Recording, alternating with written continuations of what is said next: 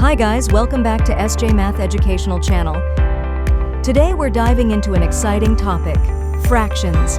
Fractions are everywhere in our daily lives, from sharing a pizza to measuring ingredients for a recipe. Let's explore what fractions are and how they work.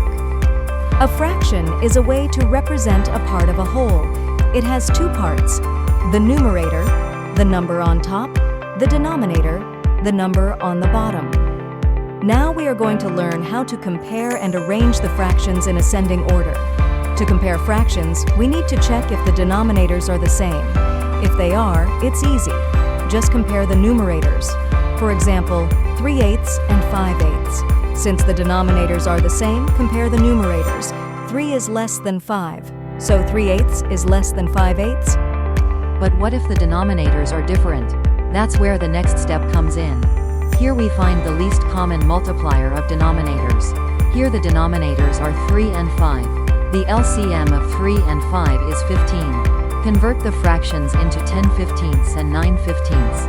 Multiply numerator and denominator by 5 and 3. Now compare. 10/15 greater than 9/15. So, 2/3 greater than 3/5. Now it's your turn. Which is bigger? Leave your answer in the comments below.